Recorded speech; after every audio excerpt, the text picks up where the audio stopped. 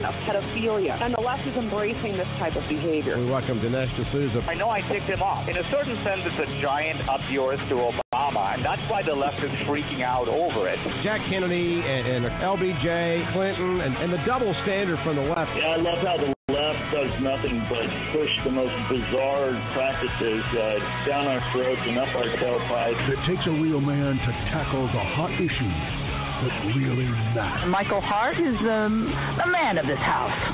Welcome to the Michael Hart Show.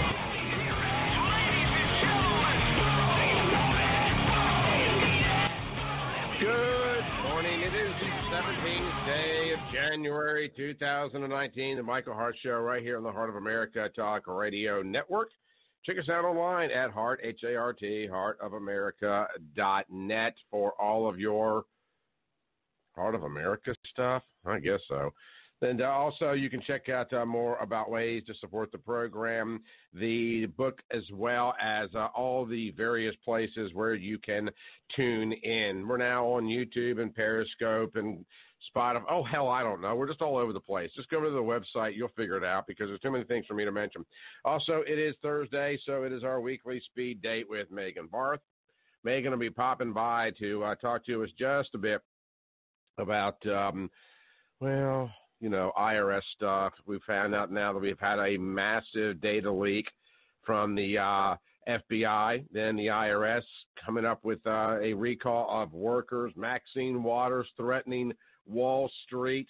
We have got snowmen attacking vehicles. De Blasio pitching plans to seize private property. Kirsten Gillibrand supporting illegal immigrants having driver's license. It's craziness, I'm telling you. It's craziness everywhere. So we have got a lot of stuff to cover today. Something else kind of crazy. I got to get some stuff out of my closet. I realize that a lot of you folks are listening to us in various parts of the country, but the reality of it is we do have an awful large contingent of folks that had followed us from the old 101 signal when we were on the terrestrial signal. I have located about a case of Superstation 101 T-shirts, and I'd be darned, I don't know what to do with them, y'all. There's a side of me that just wants to give them away to charity, but I don't know. Maybe y'all can give me some suggestions. Post on the Facebook page, call the program, 929-477-3761. Let me know what you think we should do with, I got them an extra large and medium. I must have 40 or 50 brand new, never worn T-shirts, hardly used whatsoever. I can only use so many of them to mop the truck up with. So if anybody has any great ideas for what to do with them, how about shoot me an email, Michael at heartofamerica.net. That's also the destination if you are interested in sponsoring the program. We have got several different sponsorship levels that we have cobbled together, and that's because, it's a sponsor and caller-driven program.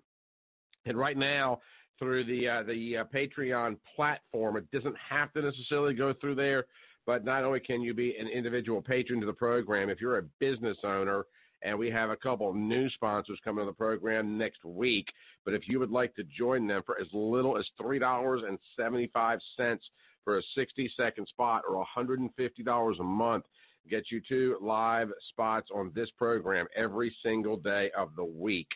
So for the $150 level, if you're interested, go over to heartofamerica.net. You can click on the Patreon link. It'll tell you all the details. Again, you can do it through Patreon if you're compelled to. Otherwise, you can just drop me an email, Michael at 101WID. Oh, I just did it right there because I have the T-shirts on my mind. Michael at heartofamerica.net. I've been doing this too long. I'll probably give out the 800 number to 101 and hadn't even realized it. But if you would like to advertise your company for as little as $150 a month. That's crazy insane, y'all. I'm sorry. That's less than $4 a 60-second spot to get your message out across the entire state of Alabama, the southeastern United States, and the world in general.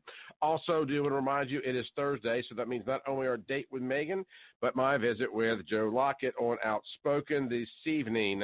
You can watch the program at Spectrum Charter 80 if you are in central Alabama. If not, you can watch it online at AlabamaCableNetwork.com. That's AlabamaCableNetwork.com. A massive leak, and I don't mean a drainage leak, a massive data leak has been discovered at the Oklahoma Securities Commission, in which millions of records, including files related to sensitive FBI investigations over the last 7 years, emails dating back 17 years, and thousands and billions of Social Security numbers have been exposed. The breach was uncovered by Greg Pollock, a cybersecurity researcher at UpGuard, who claims the millions of files were publicly available on an online server and didn't require any password whatsoever to access them. Can we just talk about the FBI, about Russian collusion, Robert Mueller? Yeah. The investigations, the emails, the Comey firing, the clandestineness of the whole story. Because they're going to discover Russian collusion between the Trump administration and the Kremlin. That's right. But they can't even keep emails private. This group is becoming more keystone with almost every passing day. Yesterday, we did something a little different with the Unknown America project, which we're probably going to expand that out to 2 days here very soon in terms of the Unknown America live broadcast, which, by the way, we're also doing the Unknown America every single day on an app called Chirp. So if you want to go check it out, it's really pretty cool. It allows you to do micro podcasts. So for those of you that always kind of fashioned yourselves a podcaster, just go over to the App Store and look for Chirp, and download it for free, and allows you not only to follow us and our daily updates on Unknown America, but it allows you to become a podcaster in your own right. Little 2-minute. Think of it as audio versions of Twitter. It's actually pretty cute. I'm enjoying it. But anyway, we were doing a little bit of this yesterday, where we were talking about Unknown America, and we were doing some other platforms, Chirp, for example, but we also do some Facebook Live stuff. And that kind of gave us some technological challenges and some glitches, which kind of threw the Blog Talk edition of the program, which is the underlying program that pushes everything else out there in an audio sense. And so I was unable to do a story that I really wanted to get into, and that was the relationship between the Kennedy administration and J. Edgar Hoover. And, you know, a lot of people don't realize the depth and the scope of the dossiers that Hoover had primarily on the Kennedys. No, he had them on other people. Hell, he had them on Frank Sinatra. He had them on John Lennon. I mean, he had them on people all over the country because he was, first off, a narcissist and unbelievably paranoid, in addition to the fact that he was probably gay. Not that there's anything wrong with that, Seinfeld. So don't give me the tweets and the nasty emails and the Facebook posts. Ain't got time for your garbage. Sorry, no coffee. I went there. But anyway, the point is that after the relationship with Hoover and Kennedy was uncovered by the Department of Justice some years after all the respective parties' deaths, the Department of Justice decides to clean up and more clearly, identify what the relationship between the White House and the Oval Office should look like. And basically, it should not be necessarily frosty, but it wasn't supposed to be friendly. That what gives us, in large part, why the standoffish nature between Robert Mueller and Donald Trump. But then we learned about, after Comey gets fired by Trump, that the FBI starts investigating the president over whether or not he had a constitutional right to get rid of the director of the FBI, which he most certainly does. And the fact that they wasted your time, my time, and taxpayers' dollars making that investigation, I find it a little bit troubling. And yet again proves that many of the politicians and the bureaucrats and the servants of this country don't have a clue in hell what they're talking about when it comes down to a legal perspective. But then you enter in this story about this massive data leak, and it's beginning to demonstrate a level of incompetence, at least in some departments of the FBI, that I personally find extremely troubling. According to the Oklahoma Department of Security's network and UpGuard's Chris Vickery, The compromise represents the entire integrity of the Oklahoma Department of Security's network, according to Forbes magazine, who was the very first outlet that reported the breach. It affects an entire state-level agency. It's massively, this is a quote, whatever this necessarily means, it's massively noteworthy. The Oklahoma agency is in charge of all financial security business in the state and is tasked with the regulation and enforcement of the business. Now, Vickery also told Forbes that the exposed FBI files included all sorts, again a quote, all sorts of archived enforcement actions from the last 7 years. The records also contain documents with agent-filled timelines of interviews related to investigations, bank transaction history, and emails from parties related to various cases. The FBI files also mention prominent companies and banks such as AT&T, Goldman Sachs, and Lehman Brothers, but it appears that the companies are not linked to security crimes and likely work together with the FBI or were remotely linked to some of the cases. The leak also contains emails that date back 17 years. Now, let's stop right there for a moment. How much have we talked about in recent months and years about the loss of emails? The emails that transpired between Hillary and Comey and his underlings and Rosenstein, Stan, whatever. But they are so inept that they actually leaked 17 years of emails. Vickery went on to say that the Oklahoma agency's response to the data leak was irresponsible, as it didn't ask the researchers what happened to the data downloaded by a cybersecurity hacker, otherwise known as researcher. The researchers also noted that the agency not only left sensitive data unprotected, but passwords for computers on the state government network were also uncovered, with Vickery calling them not complicated, according to the outlet. So there you have it. 17 years of emails and data exposed in an FBI massive data and security leak. And we expect this organization to articulate an investigation on Russian collusion, which should have concluded 6 months ago, as every single day we have proof positive that nothing has occurred, but yet they cannot even keep this data. I'm telling you, the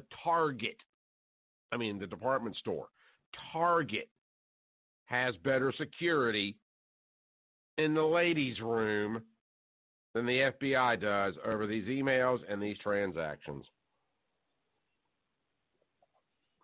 And when you factor in the history of the FBI, who has done some good work over the years, but unfortunately has proven in many instances to have suspect practices and procedures, it brings great cause for concern. Also looking today into Maxine Waters, who has issued a fresh warning to Wall Street as she outlined, now this is Maxine Waters, y'all, okay?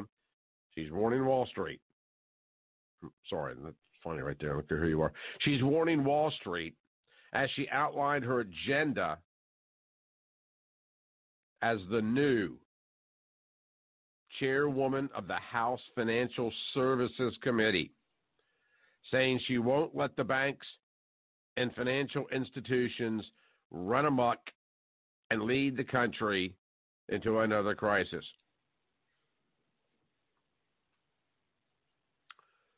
Sit there for a moment, whether you're in your office or maybe back at the house later tonight, or you're driving a delivery vehicle or roofing a house or operating on a dog. Who knows what you're doing? And ponder the fact that, because you got to remember, all revenue spending bills must originate in the House of Representatives. The House of Representatives is responsible for the United States checkbook. The Treasury Department, all they do is write the checks, print the money. It's the House that makes the economic wheels go round. The House Financial Services Committee chairperson is Maxine Waters. Maxine Waters, remember, go after Trump supporters, assault them if you must, pressure them. Remember the rallies? Remember the impeachment? The woman holds the Guinness Book of World Record for saying the word impeachment in a single sentence. She is now head of the House Financial Services Committee. Maxine Waters is coming to clean up Wall Street. Oh, my God. My gums are bleeding. Speaking at the Center for American Progress Action Fund in Washington, she promised to protect working Americans from big banks. What was that Monty Python movie where one of the big insurance companies attacked? Oh, what was the name of that other insurance company? It went right out of my head. I had a senior moment, but I kind of have a flashback of that where one big conglomerate attacks a smaller company. I guess it's almost like Bailey Building and Loan. Mr. Potter's coming. Maxine Potters. So Maxine Potters is going to come out and protect Americans from big banks. She went on to say the crisis was a result of Wall Street running amok. This is in reference to the 2008 financial crisis. Large Wall Street banks are not subject to anybody. Are you kidding me? They're highly regulated and can do great damage to our economy. It's important to remember here for just one moment that a big part of the financial crisis, which did start in the later years of the Bush administration, was fostered in part by the easing of lending regulations, primarily as it relates to mortgages. Almost every single mortgage in America is underwritten by some government agency. Freddie Mac, Fannie Mae, Sallie Mae, Ginnie Mae, could be FHA, whatever. But they're all underwritten by one of the agencies. Fannie Mae, that is arguably the largest, was at that point in time run by a guy by the name of Franklin Raines. In other words, Raines was the chief mortgage banker in America. Raines was appointed by Bill Clinton. Now, these Mays and Macs for that matter, they're kind of like Federal Reserve Bank hybrids, where they are heavily regulated by the federal government, partially managed by the federal government, but for all intent and purposes are private. So Franklin Raines gets appointed by Bill Clinton, retires something like 15, 20 years later, a massively multi-millionaire, which in and of itself is highly suspicious. Under the Bush administration, which I think has to be primarily coincidental, Franklin Raines and his contemporaries, his peers, begin to make mortgage loans, subprime primarily, which was previously identified as a B or C class loan. Well, under Raines, we now got D-class loans where people are being approved to get mortgages of $500,000 when they can't really afford one for $150,000. Down payments are all but wiped out. Zero down, zero money down, negative money down. Hell, take out a loan, we'll give you a down payment, and you can go out and buy the house of your dreams. This is what started the financial crisis that eventually came to a head in 2008. Then Obama gets elected, starts screaming about forgiving some of the mortgage debt to stem the tide of foreclosures and throwing babies and kittens and puppies out of houses and down raging rivers. You remember all that? We're going to save America. We're going to give you a cell phone. We're going to save your house. Because we were running in some states a 20% foreclosure rate for several months there. It was very scary stuff. It was happening in trailer parks and big McMansion neighborhoods. It didn't matter. Nobody was protected from it. So you've got government under Clinton. They put reins in. Reins runs amok under Bush. Hands off the financial crisis package to the newly oathed Obama administration that doubles down by forgiving debt all over the place and beginning to pull back some of the regulations that made borrowing so easy, but at the same time forgiving all this debt, which thrust us into a recession that they then said the recession was over just a couple of years later when it really wasn't. And now all of a sudden we've got in 2019, Maxine Waters as chairwoman of the House Financial Services Committee saying that she is going to come in and run roughshod over the banks that were given the governmental ability to do what they do, and not just the ability, but the encouragement from a previous Democrat administration, that being Clinton. Waters, a very frequent and vocal critic of President Trump and his administration, now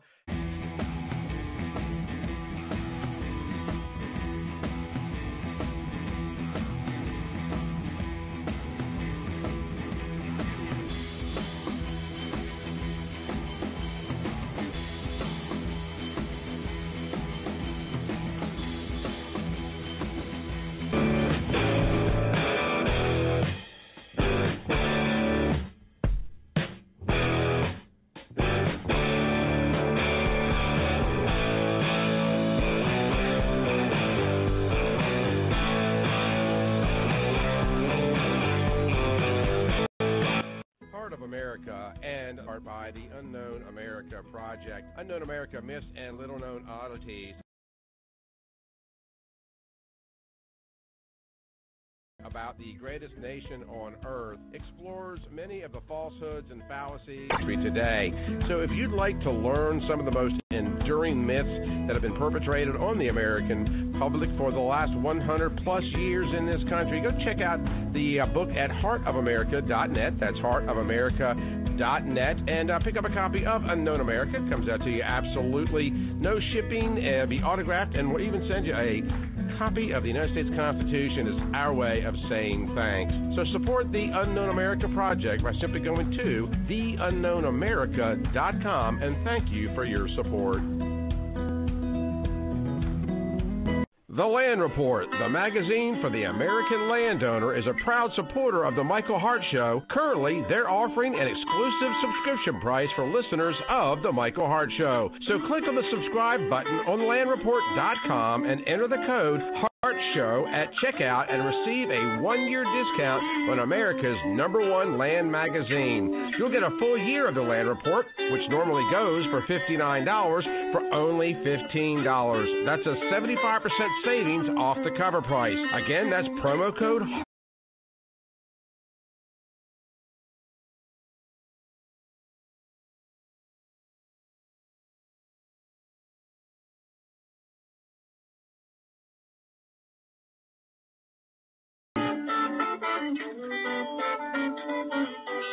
It's the Michael Hart Show. Come again? The Michael Hart.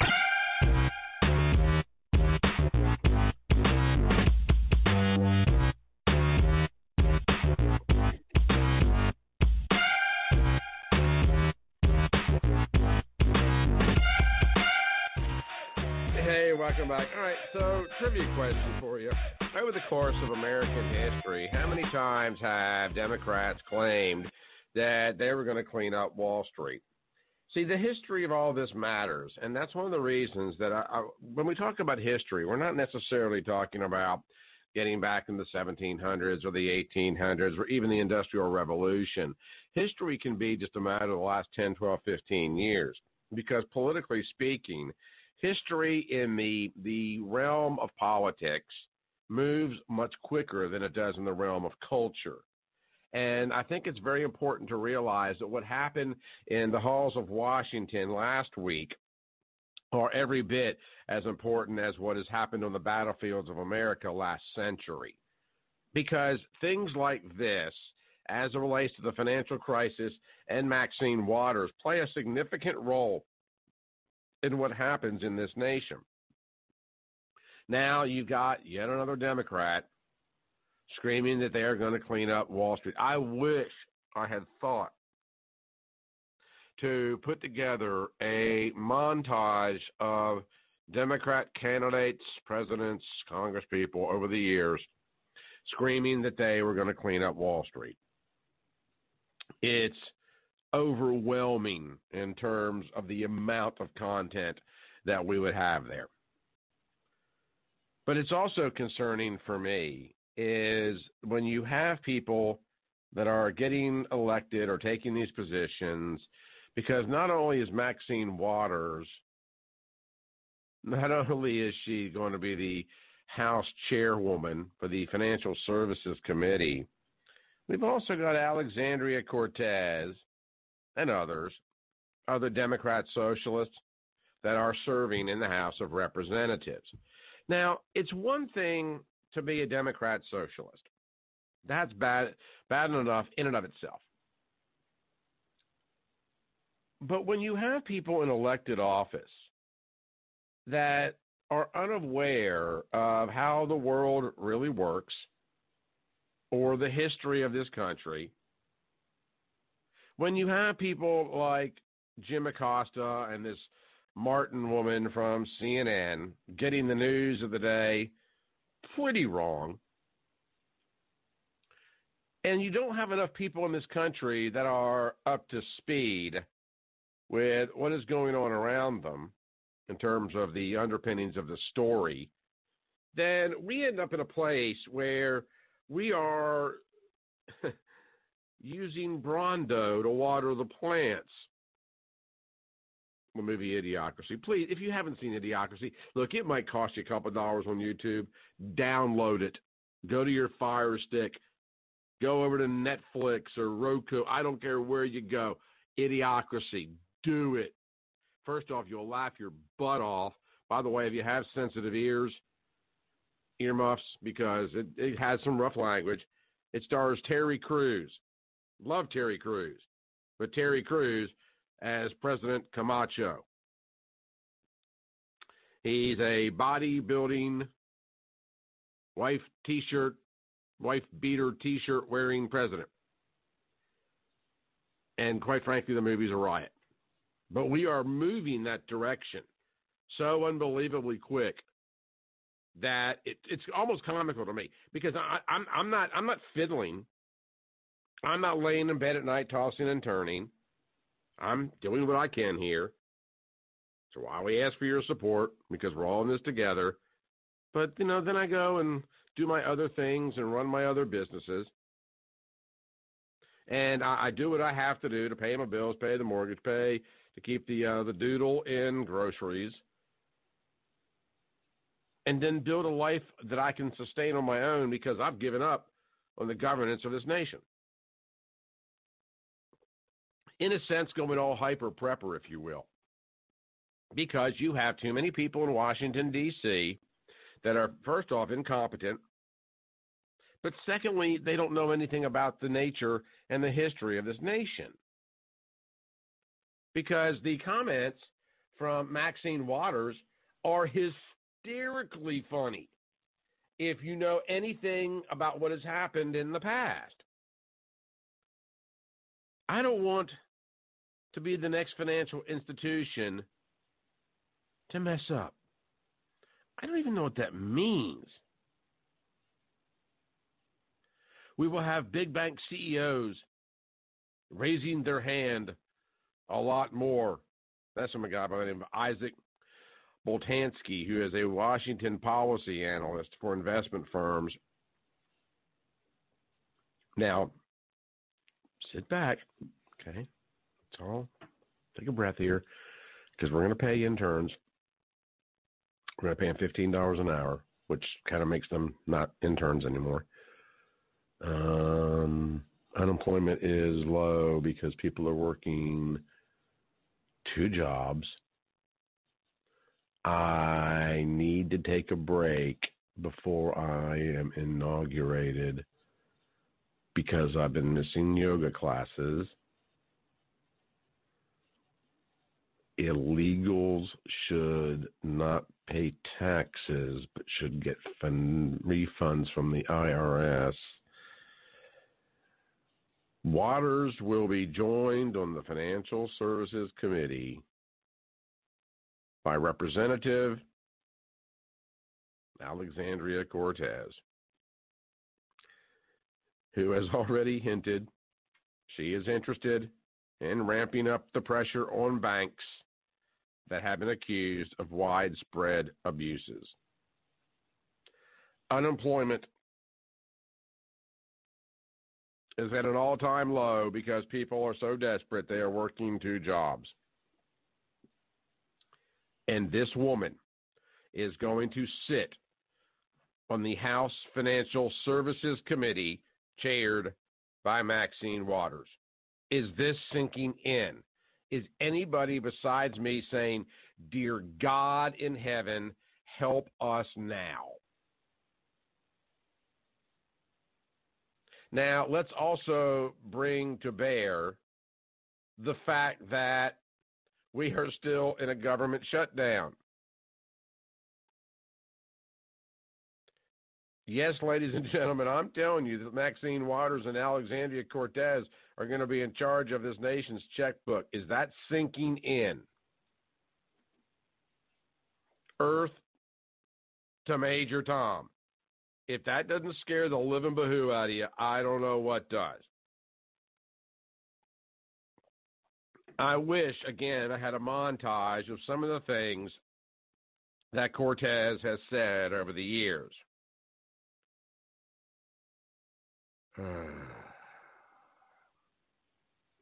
The CEOs, this according to,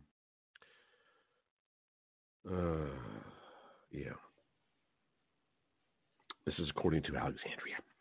The CEOs of the banks are now saying, what can we do? Pray tell, what can we do to stop Maxine Waters? Help, Lassie, help, because if she gets in, she's going to give us a bad time. Run, girl. Run, hurry. Trump's down a well. I have not forgotten that you undermined our communities. I have not forgotten that you sold us those exotic products and had a sign on the dotted line for junk. Listen to that line from Maxine Waters before we get to a call, okay? Cortez comes out. The CEOs of the banks are now saying, what can we do to stop Maxine Waters? Because she's going to give us a bad time. Now, Waters comes back with a speech in Los Angeles. Okay? Now, listen to this line and tell me how stupid they think you are. Okay? I have not forgotten. Now, this is Maxine Waters speaking. I have not forgotten that you undermined our communities, because I'm the one that's going to clean this up. I have not forgotten that you undermined our communities. I have not forgotten that you sold us those exotic products, had us sign on the dotted line for junk. In other words, Maxine Waters is telling you, the American population, that you are not smart enough to engage in a financial transaction, that you are the victims of banks, that you were sold a line that you can't see through, that you can't negotiate your own car loans and your own mortgages, that you are a victim of high credit card interest, that you have been taken advantage of with your college loans and or repayments because you are too imbecilic as an American to take care of your own financial house. So I, Maxine Waters, chairwoman of the House Financial Services Committee, along with Alexandria Ocasio-Cortez, are coming to the rescue. There'll be free bath salts for everybody. All pizzas will be $5 on Tuesday. It doesn't matter if you're broke because trash collection is now going to be discounted by 25%. And guess what, y'all? Cell phones are now free. One more time. I have not forgotten that you undermined our communities. I have not forgotten that you sold us those exotic products, had a sign on the dotted line for junk. She is implying that her constituents are idiots. And I would have to agree she might be right because they keep reelecting her. Let's get out to the phones. 929-477-3761. Agree, disagree, want to take me to task? Hell, I don't care. Give me a call because I am loaded for bear and I am caffeined up. Hello, Clark. How are you? Hey, Michael. I'm great. And yourself? Oh, I'm just fantastical. There you go. So I was listening to you about Idiocracy a few minutes ago, and I got to thinking about Mike Judge. And, you know, when I first saw that movie, I thought, like, Mike Judge is some kind of prophet here. But that's not accurate. When you look at Beavis and Butthead, King of the Hill, Idiocracy, Mike Judge is today's Norman Rockwell. Pardon me. Yeah. Well, okay. You know, it hit me. I mean, he paints accurate portraits of America today.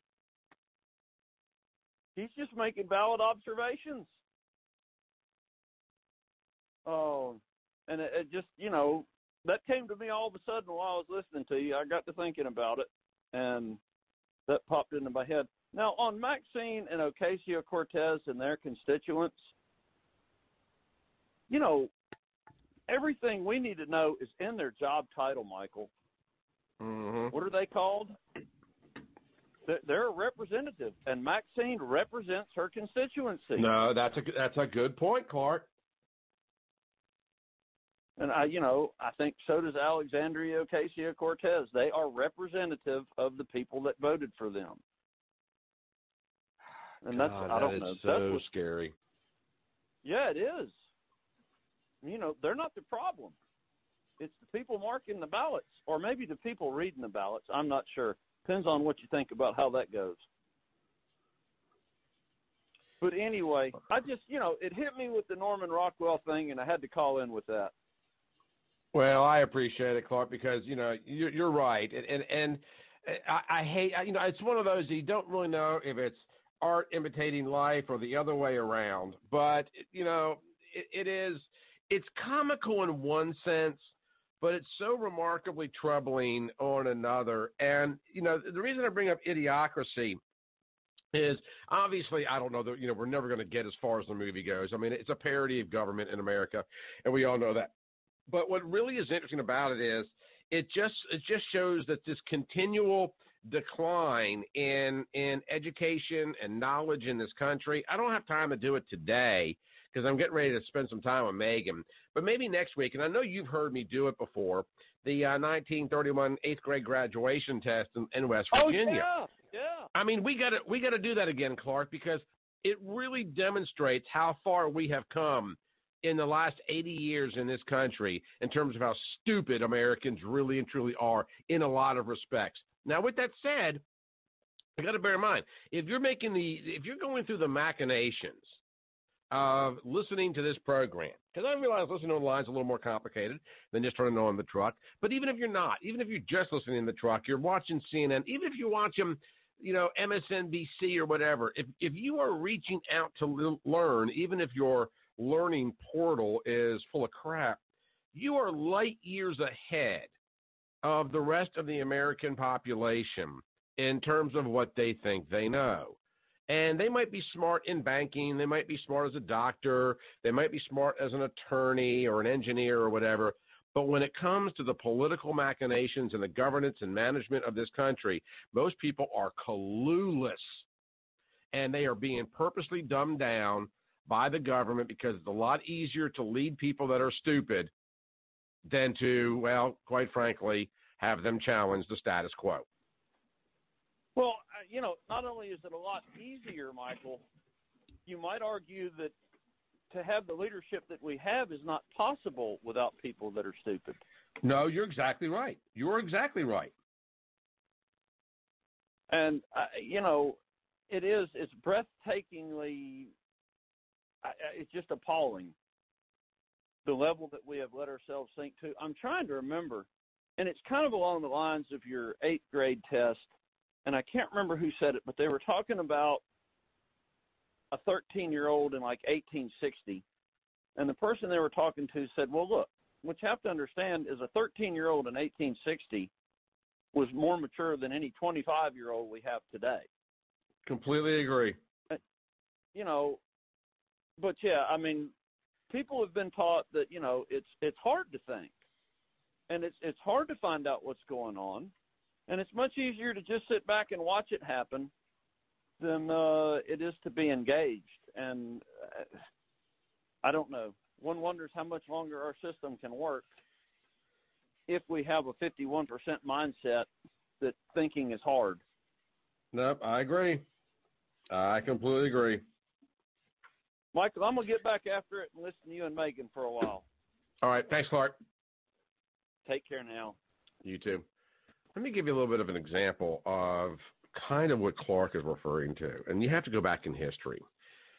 You'll probably not recall the name Elizabeth Graham, but she's also known as Mum, M-U-M, Bet, B-E-T-T. And I cover this in the book Unknown America. And I don't have time to go into a long-form explanation of her life and times, but she was a slave. And she was oftentimes abused by her master's wife. But the master, the man of the house, for whatever the reason, took a liking to Mum Bet and allowed her to work as a house servant at some points in time. This is probably what angered the wife. But as Bet is working in the vicinity of the master, she overhears conversations about freedom and independence. And this is pre-Declaration of Independence, by the way. And just the ability of men and mankind to live free and pursue liberty. It's kind of the early days of the talk of independence. Long story short, Mum Bet is beginning to wonder why she is a slave. Doesn't she have the same rights? Eventually, she decides to go to court. Because not only that, but through this relationship with the slave holder, she became educated.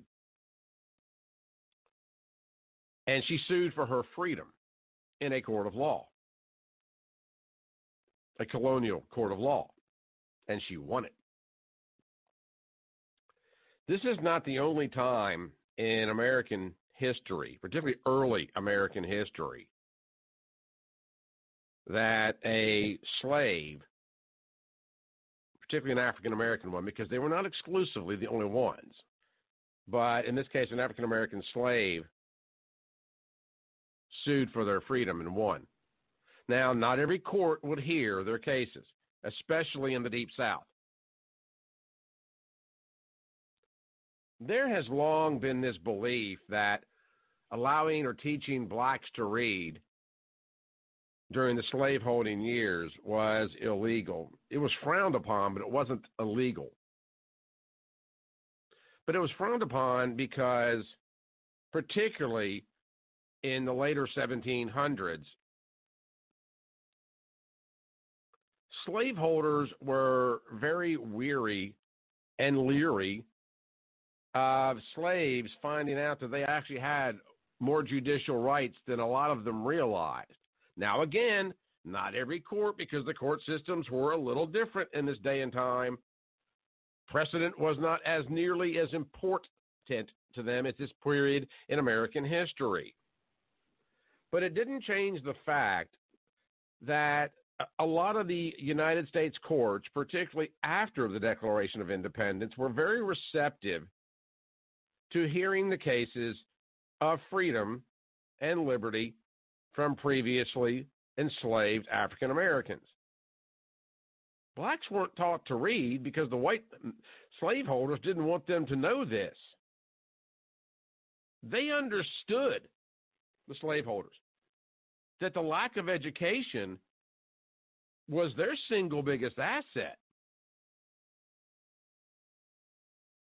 And something similar, both black and white, is going on in this country today. And I just don't think people realize that.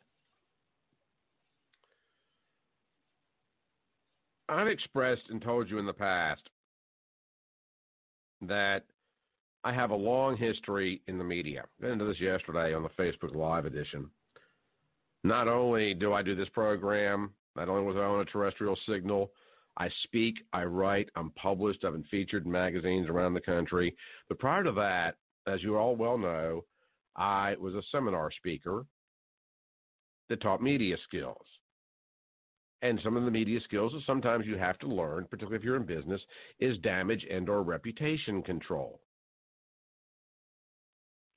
Now, 20 years ago, 25 years ago, if you had some kind of damage issue, in Atlanta, Georgia, Fleet Financial, for example, got in trouble because they were in ownership. They held the mortgages on a lot of properties in a part of Atlanta, Georgia, that it was the area that they wanted, that the city fathers, the leaders wanted to build the new Olympic Stadium because Atlanta had won the Olympics in 1996. So Fleet Financial starts foreclosing on all these properties so they can sell the property over to the city of Atlanta so that they could build the Olympic Stadium to get the 96 Olympics. Fleet Financial got into a lot of trouble because of this. Now, my ex-wife was one of the people that was on the damage control response team, and that was basically a matter of putting out a lot of press releases and doing a couple press conferences, and eventually Fleet Financial came out looking like a rose because it was discovered that they were, in fact, writing these people checks for these homes, which we knew they would. But now, all of a sudden, Fleet Financial spins it like we're giving them a brand new opportunity and these big bags of money to start their lives anew, and they'll be happy, and there'll be unicorns and stuff like that there. Of course, many of these people, they were so economically deprived previously, didn't know what to do with a $50,000, $60,000, $70,000 check, and so they all went broke, and most of them ended up homeless. But by now, the stadium's built, right? So it doesn't matter. But damage control in 2019, with the advent of the internet, looks significantly different. If you have a reputation issue online, there are companies that you can hire that will intervene on your behalf and try to recover your reputation for you on the internet. How do they do that? They release so much information on you, good information, pictures of you petting puppies, feeding pigeons, taking your wife to dinner, walking your doodle, or whatever it is you do. So much positive information and data on you that eventually it buries the negative stuff. Now, that's a topical overview, but that's basically the way it works. Inundate the internet market with so much honorable and angelic data on you that it smothers the negative stuff. Now, essentially, that's what we were doing with Fleet Financial, but you didn't have the internet, so it didn't spread like wildfire. So once the seed was planted that they were great guys, then pretty much that took off and took care of the issue without it reoccurring and having it constantly being dumbed down or buried yet again because it was spreading like wildfire through something like the internet. The idea is, in the world of the World Wide Web, the internet, cyberspace, whatever you want to call it, if you have a point of view that you want to squelch. Didn't we learn this with Roy Moore? Hello? Bueller? It happens all the time. So, what's my point? My point is it happens on an educational level as well. If there's a storyline that a certain organization or group or Soros-owned foundation wants you to believe, you overwhelm reality and truth with the falsehoods. Think of it as reverse damage control. That's how you dumb down a population. I mean, there are people that legitimately voted for Alexandria Cortez because they believe that she is an economic savant because they're that dumbed down. So Clark's point is quite valid.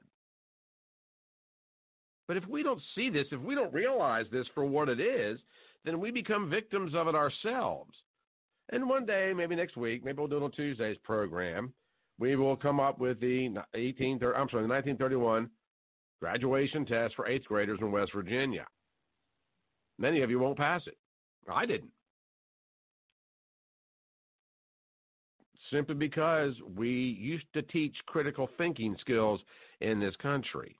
Now, we teach skills like how to download an app to help you diet, how to download a program that'll help you recognize if you're depressed.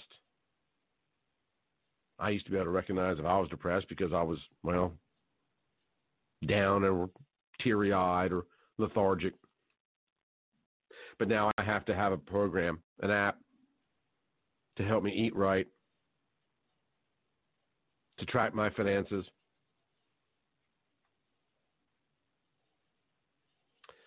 to keep track of my kids, teach me parenting skills, help me understand banking law, because there's an app for that.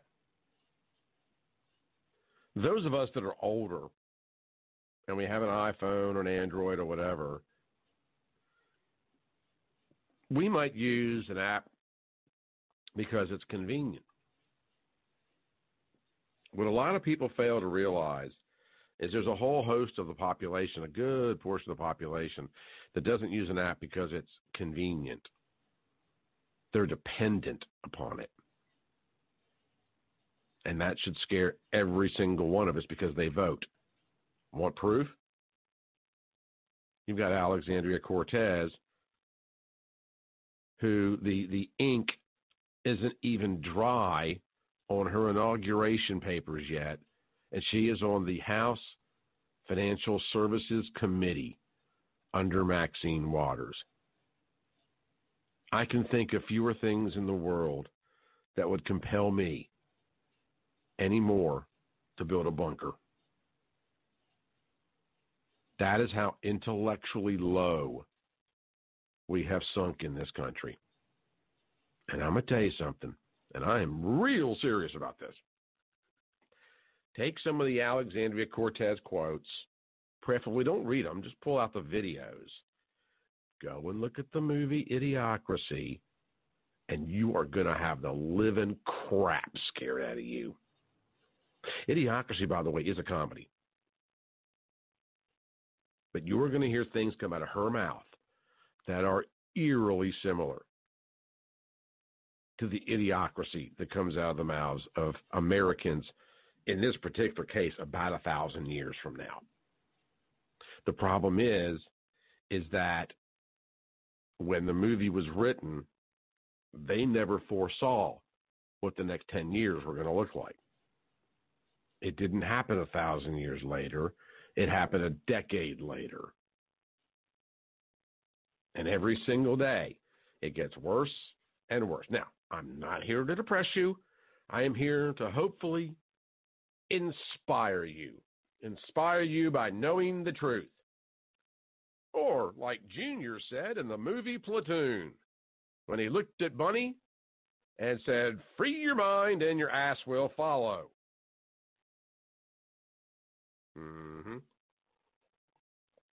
Redneck noise.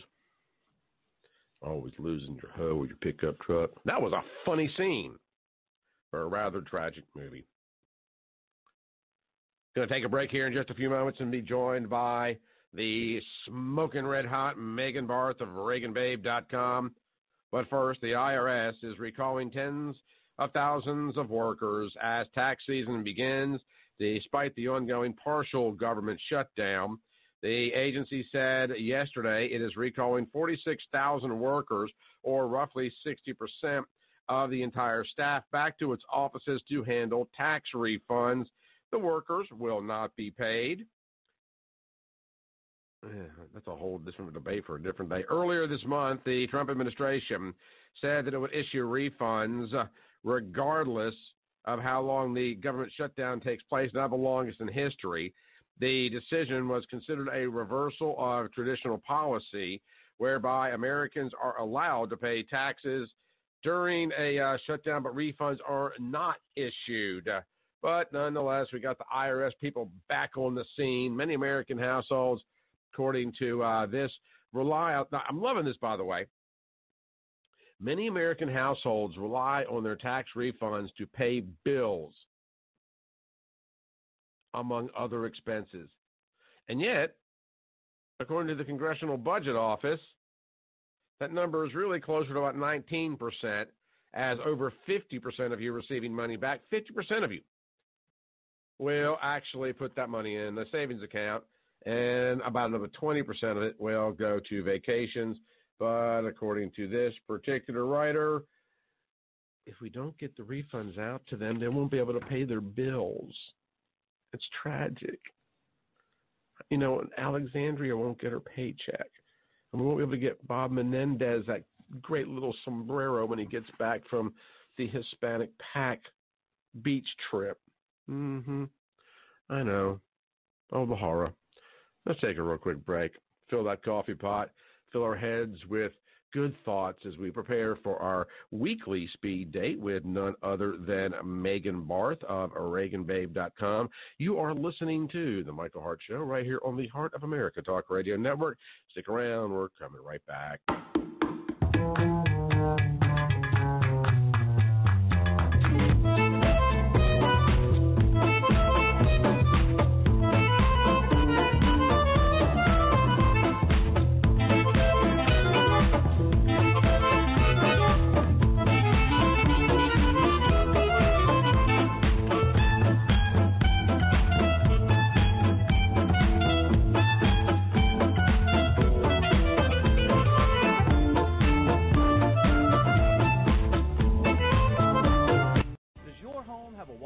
Drainage around your home. At Alabama Water Management, we know that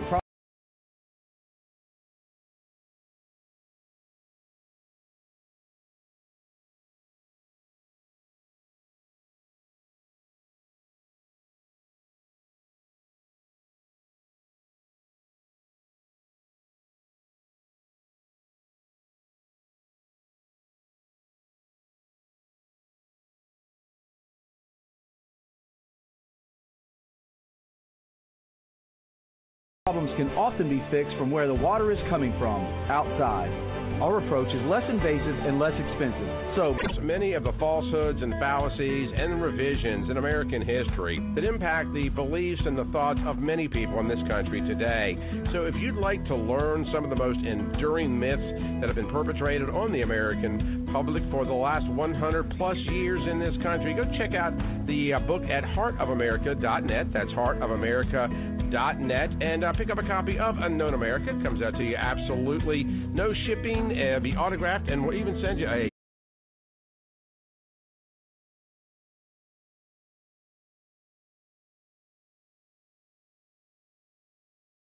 The Unknown America Project by simply going to theunknownamerica.com, and thank you for your support.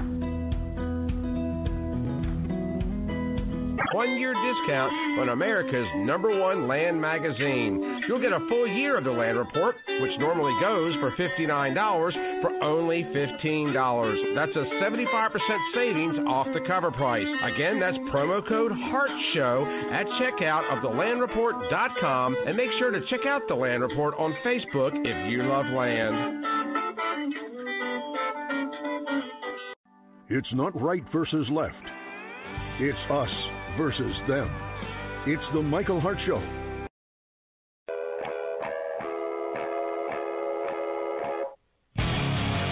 Anyone can tell you the news. We welcome Diamond and Silk. Mark Zuckerberg going to end up, and it's going to be a face without the book. Book without the face. Hey, Megan, how are you? Now they're chipping away at the normalization of pedophilia, and the left is embracing this type of behavior. We welcome Dinesh D'Souza. I know I ticked him off. In a certain sense, it's a giant up yours to Obama, and that's why the left is freaking out over it. Jack Kennedy and LBJ, Clinton, and the double standard from the left. Yeah, I love how the left does nothing but push the most bizarre practices down our throats and up our tailpipes. It takes a real man to tackle the hot issues that really matter. Michael Hart is the man of this house. Welcome to the Michael Hart Show. She's bold, she's black, she's beautiful, she's blonde, she's Barth. Megan Barth of ReaganBabe.com. Pass by for our weekly speed dates. You can check out Megan over at ReaganBabe.com, as well as a variety of other destinations. We'll allow her to share that with you momentarily. Hello, Megan. How are you? Good morning. I'm doing well. How are you? I'm quaking in my boots as I read this story about Maxine Waters as the new chairwoman of the House Financial Services Committee has promised to single-handedly, with the help of Alexandria Ocasio-Cortez, take on Wall Street to save the little man. Yeah, Maxine Waters wants to nationalize the banks. Yeah. That is who Maxine Waters is. She's just a older black version of Alexandria Ocasio-Cortez, and the rising star of the Democrat Party, who is a socialist, as most rising stars are in the Democrat Party. And what the Democrat Party is really is just a socialist party. They just haven't admitted it for years. But they're all coming out in the open now. But, between her and the economically, intellectually stunted Alexandria Ocasio-Cortez, is going to take on Wall Street to save the little guy. And if we don't think that they want to nationalize or socialize private corporations, well, we're just going to sit back and watch them try to do so. And don't forget about the oil companies. Every industry, if the Democrats could have the government control every industry, much like Venezuela, that would be their sweet spot. You know what's interesting about that is how many times have people on the left accused Donald Trump of being a fascist, yet what you just described is fascism. I mean, I'm amazed at how ignorant people are. Right. I mean, it's the old Alinsky tactic, right? And so it's basically blame others for exactly what you are doing. So all of these accusations coming from the Democrat Party, even as wild as that Trump is a double agent for Russia, or worked on behalf of the Russian government, or worked on behalf of Putin to overthrow the election. No, that's exactly what Democrats did and do.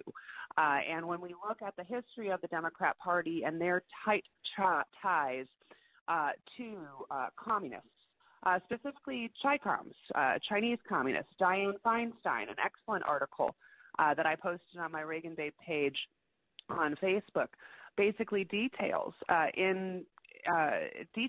how she and her husband did billions of dollars of financial deals with the communist Chinese while Dianne headed up a committee and made it easier for them to do, of course, deals with the communist Chinese, made them very, very wealthy off of the blood money of the Chi-Coms.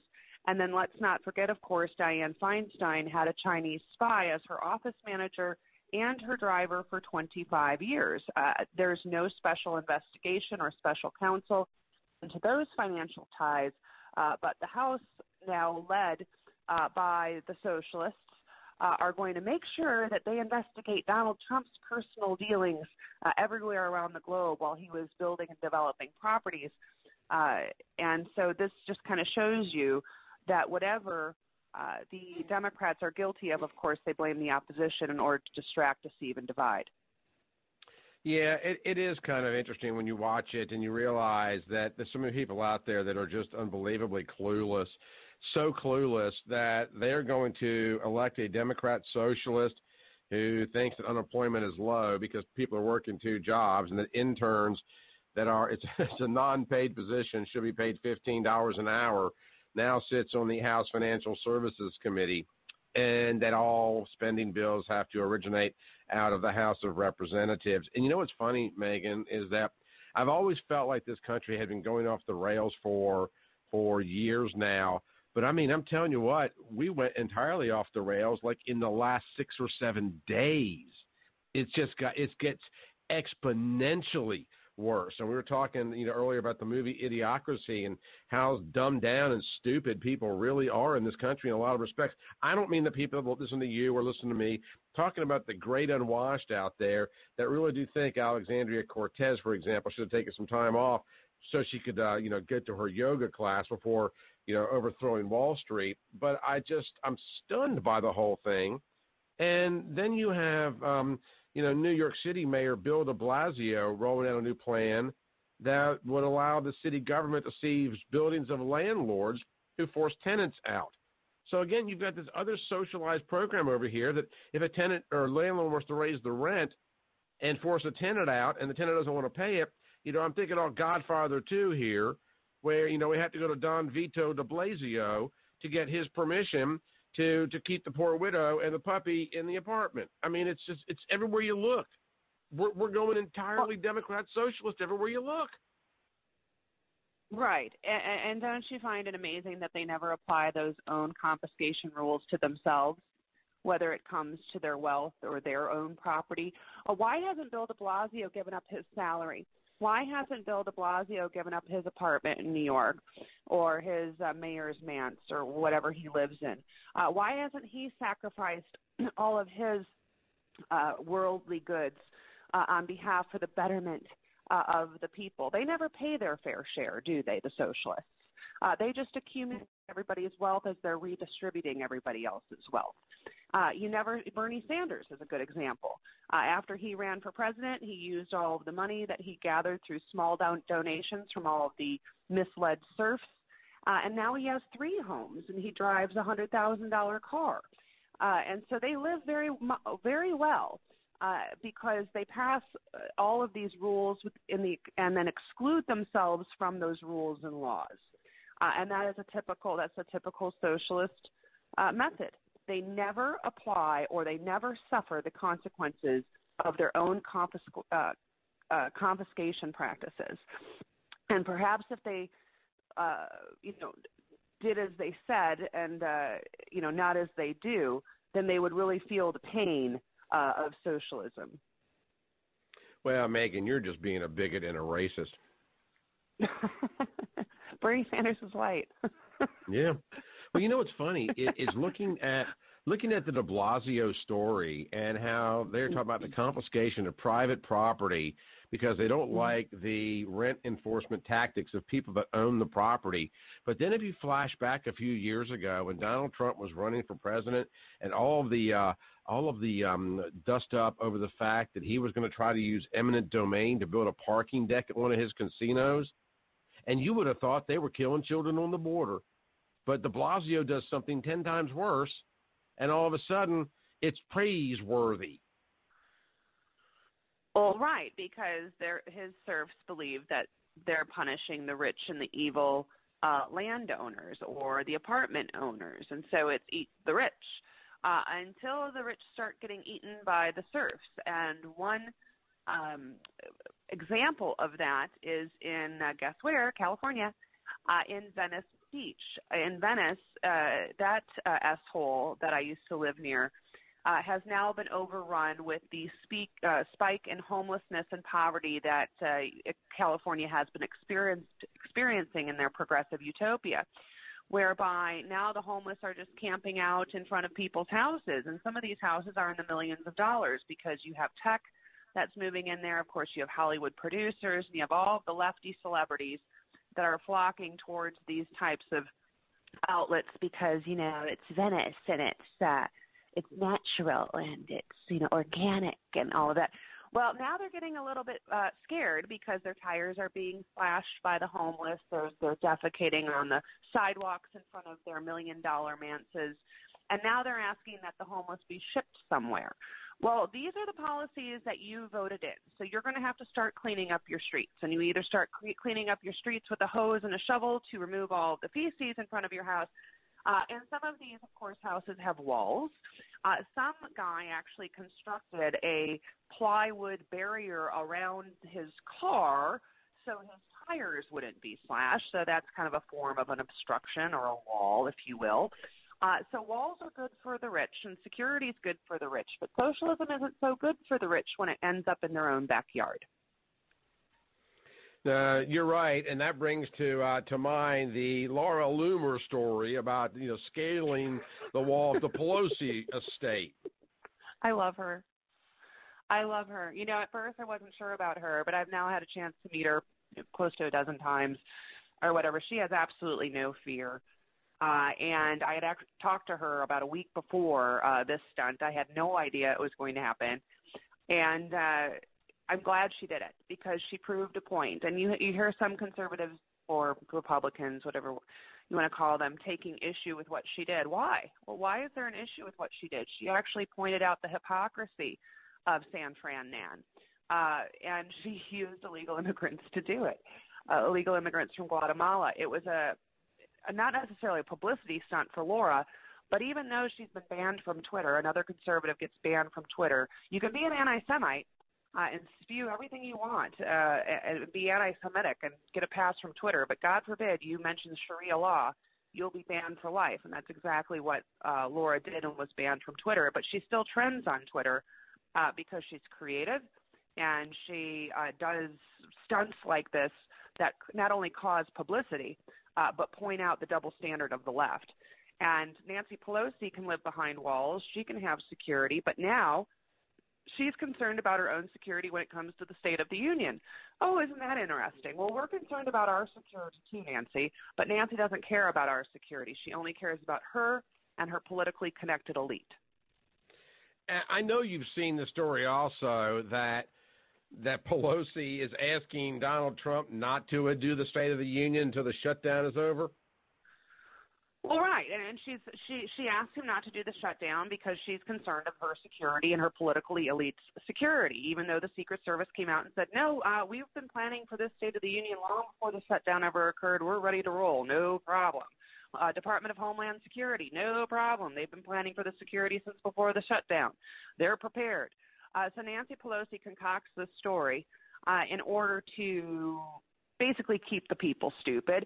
She doesn't want to have to send out a socialist after Donald Trump's State of the Union because you know that she and Chucky aren't going to come out after their last bomb when they decided to reply to the Oval Office address looking embalmed.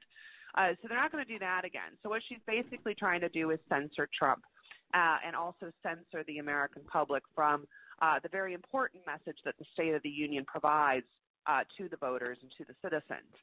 Trump doesn't have to have Nancy Pelosi's permission to give a State of the Union. Oh, by the way, he can do it from the Oval Office. He can do it from the Senate building run by Mitch McConnell. He can do it at a rally. He can do it at the border. He can do the State of the Union wherever. And I had mentioned yesterday on a show that perhaps he should pay-per-view it. And then people will pay, and we can use that money to fund the wall. Pay-per-view the State of the Union. You might be onto something there, Megan. Yeah, why not indeed? Why not indeed? Because you are right, and there's all this misconception about, constitutionally speaking, it is a requirement of the Oval Office of the President that he must address Congress, but he does not have to address the United States of America. He can do pretty much anything that he wants as long as he does address both houses. Now, imagine for one moment if he did a pay-per-view but made each individual person within the Senate and the House of Representatives pay, because they have that address has to take place at some point in time. So to force them, to compel them to actually participate just to be there, that would be funny as it can be.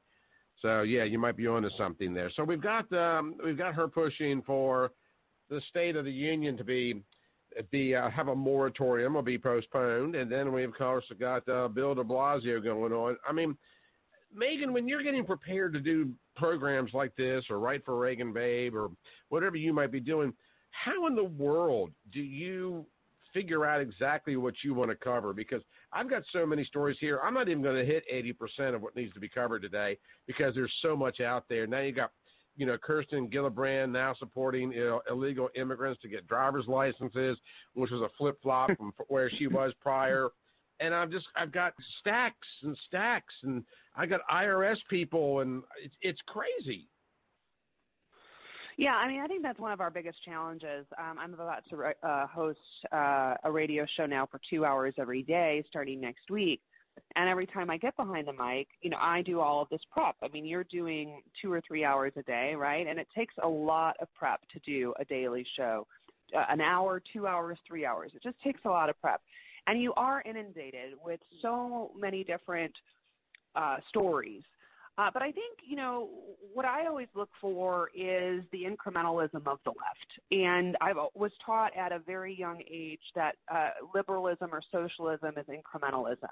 They will continually chip away at the laws and then create new laws to protect their illegalities.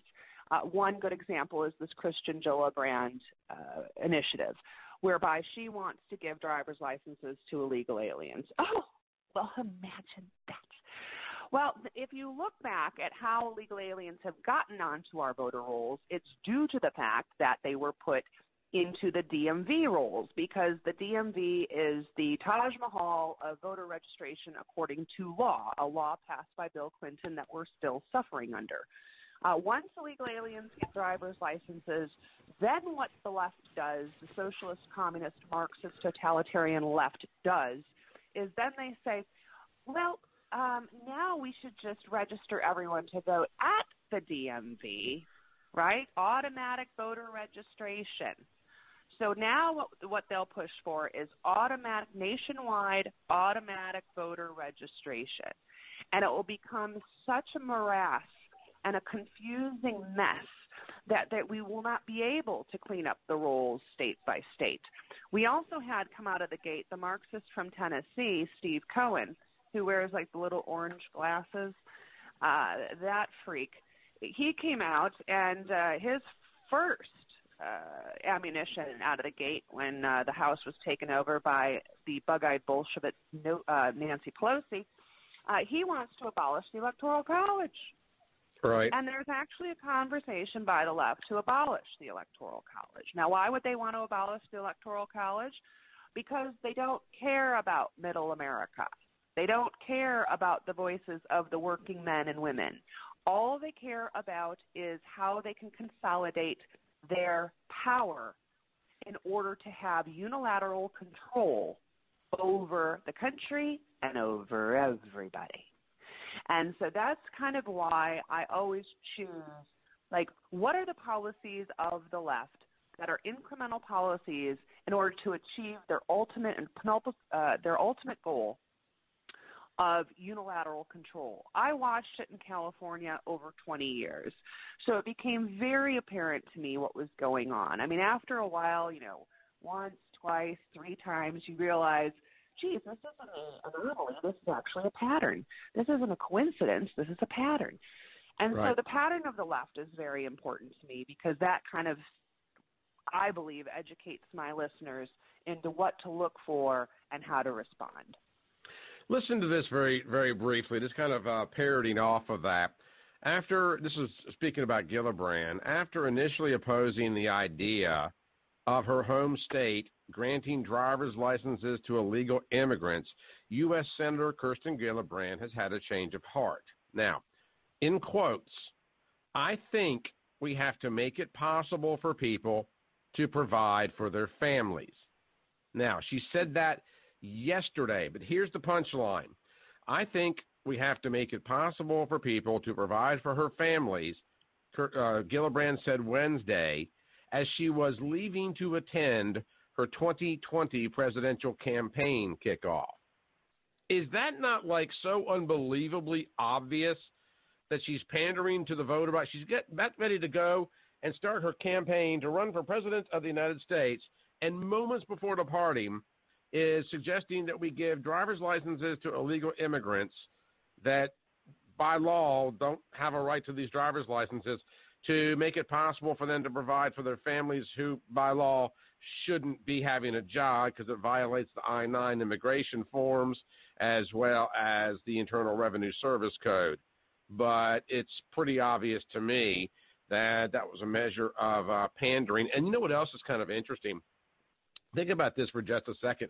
You have illegal immigrants in this country that are not here legally, so they're not able to legally work, Megan, but we're allowing them to come in, giving them driver's licenses. Then we are raiding and arresting Americans that are employing these exact same people for violating immigration law. How does that work? Yeah, because when you import lawlessness and then protect lawlessness, what you then create is more lawlessness.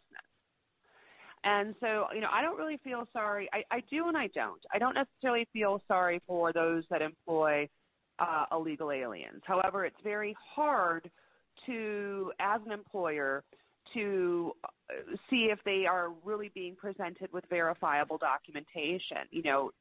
We have identification theft and fraud that is rampant amongst the illegal alien community, under the noses of many Democrats, specifically in California. I mean, the Secretary of State of California, Padilla, I think his name is, Becerra is the Attorney General. They both have been on record saying that their family members get falsified documentations down at a park in basically South Central Los Angeles. Well, that's a crime, because they're using somebody's social security number or identity. And so this is another aspect of illegal immigration that gets swept under the rug by the left or protected by the left. If you or I stole someone's identity, we would be facing charges. If you or I illegally resided in any other country, we would be deported. We are the only country that allows this criminal behavior and then protects this criminal behavior and then it rewards this criminal behavior by giving them lawyers, by putting them on Medicaid. I mean, the cost of illegal immigration and why, and I don't understand why there are suburban women voting for Democrats, because not one of them can tell me how illegal immigrants benefit their children or benefit their schools. They simply are voting with their cervix or their uterus. But nonetheless, we pay $8 billion for the care of people who have no legal right to be here, who are criminals. We've lost our minds. And no, we have. Want to make sure and the Democrats want to make sure that it turns into $328 billion. And then it turns into $1 trillion, because why not? It's other people's money. Right. And so we have veterans on the street. We have homeless kids in L.A. We have homeless kids all over the country. We have homeless veterans all over the country. But F the veterans and F the kids.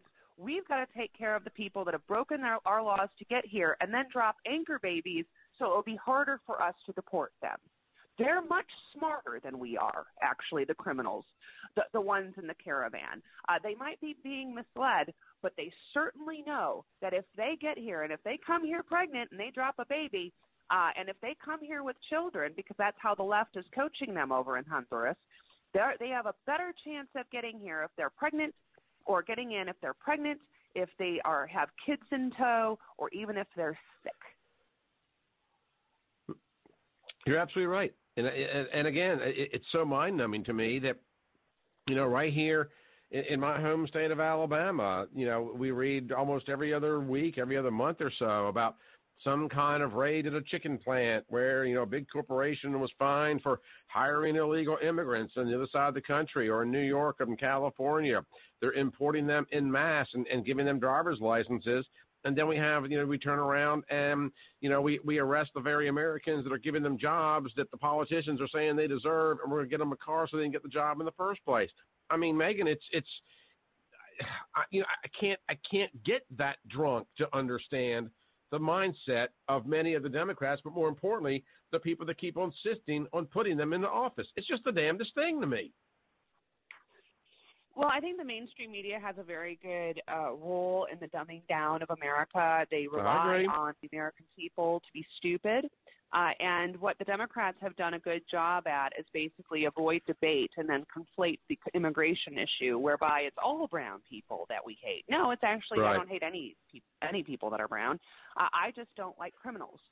And so we have to differentiate on more of a national level, and I think Trump has been a very good arbiter of this and a very good communicator of this. This morning he basically tweeted out that the Democrats have lost their minds, and they have.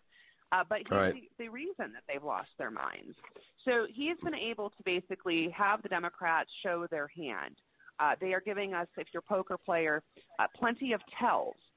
When someone shows you who they are, believe them. And the Democrats are showing us they're nothing more than socialists who love and protect illegal aliens more than they are willing to love and protect their own citizens.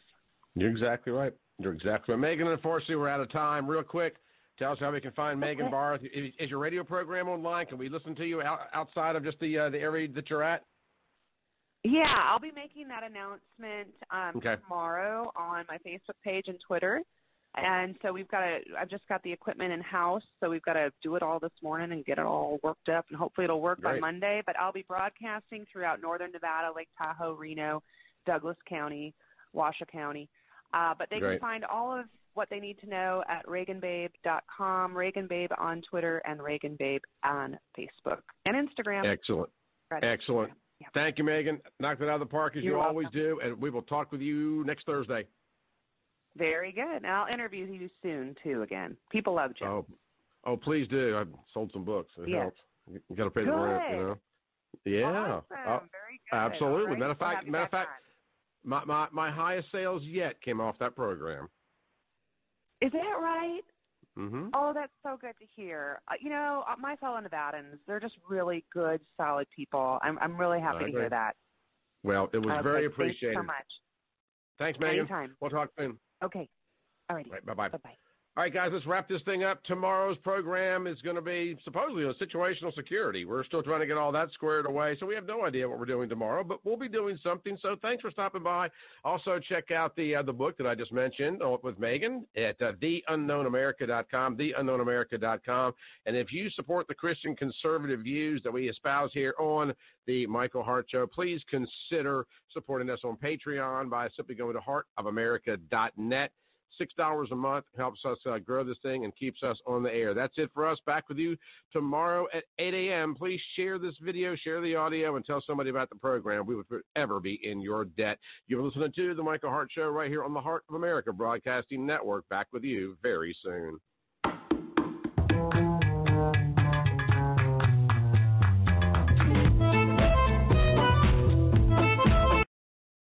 Be happy, be Catholic!